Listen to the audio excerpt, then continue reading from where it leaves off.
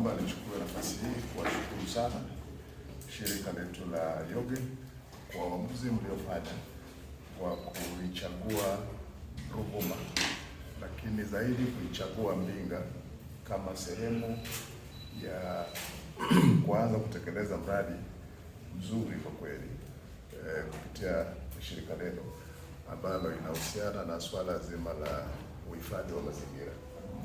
Sio tu uhifadhi wa mazingira kwa maana hiyo ya jumla, lakini uhifadhi wa mazingira kwa maana ya kuhusisha makundi maalum ya wanawake, lakini vijana na makundi maalum, ili wawe na ushiriki katika utunzaji wa rasilimali maji katika bonde la mto Ruvuma, lakini sio tu katika bonde la mto Ruvuma, lakini na swala zima la utunzaji wa mazingira kwa ujumla.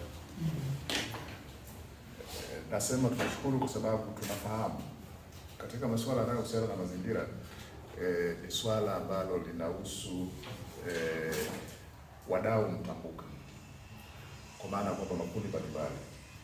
Tunafahamu serikali ya awamu ya 6 chini ya Dr. Samia Suluhu Hassan imekuwa na kipaumbele na kuna jitihada mbalimbali ambazo serikali yetu inachukua kuhakikisha kwamba mazingira yetu yanatunzwa, na hichi mnachokifanya kwa kweli ni kuendelea kuchochea zile jitihada ambazo serikali inafanya. Tunafahamu hata kwenye muundo wa serikali yetu, ndani ya ofisi ya makamu wa rais kuna waziri ambaye amekasimiwa majukumu maalum na Mheshimiwa Rais kupitia ile instrument ya rais, amekabidhiwa majukumu maalum kwa ajili ya masuala yanayohusiana na mazingira. Kwa hiyo tunaweza tukaona jinsi ambavyo hata serikali kwa ujumla inaipa kipaumbele swala linalohusiana na masuala ya mazingira.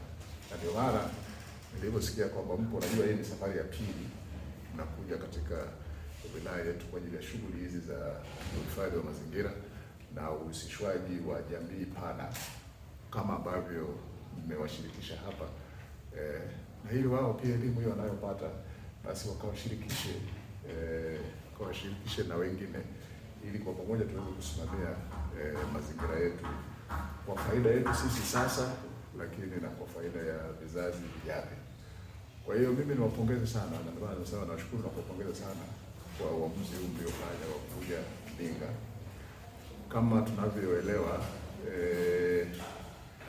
mazingira yetu yana changamoto. Changamoto zingine zinasababishwa na shughuli za kibinadamu, na nadhani shughuli za kibinadamu kama hatuta shirikishana na kuelimishana kuhusu namna gani tunapoweza tukatunza mazingira ili iweze kutusaidia kwa siku nyingi zijazo mbele, tunaweza tukawa na changamoto. Kwa hiyo hichi ambacho mnakifanya ni fursa nzuri ambayo itatusaidia na kutoa awareness katika jamii kwa ujumla, ili kwa pamoja tuweze kushirikiana na nyinyi wadau kutoka sekta binafsi na taasisi za kibinafsi pamoja na serikali katika kuhakikisha kwamba tunakuwa na utunzaji mzuri wa mazingira. Nitoe tu mfano kwa sensa, sisi hapa Mbinga kwa sensa ya mwaka 2022, ukichukua takwimu za sensa 2022, wastani wa idadi ya watu katika wilaya yetu wastani wa idadi ya watu katika wilaya yetu ni 400,000 plus, sio? Lakini kwa sensa ya mara ya mwisho iliyofanyika 2012, idadi hiyo ilikuwa pungufu ya hicho tunachokizungumza sasa. Nini maana yake? Maana yake ni kwamba eneo la kijiografia la kitu kinachoitwa wilaya ya Mbinga haijawahi kuongezeka, sio? Eneo la kijiografia la kinachoitwa wilaya ya Mbinga haijawahi kuongezeka toka maeneo haya ya kiutawala yalipogawiwa, lakini tunaona kwamba kuna walau zaidi ya ongezeko kama la 20% la watu ukilinganisha sensa ya mwaka 2022 na ile sensa ya watu na makazi ya mwaka 2012. Sasa hii maana yake nini?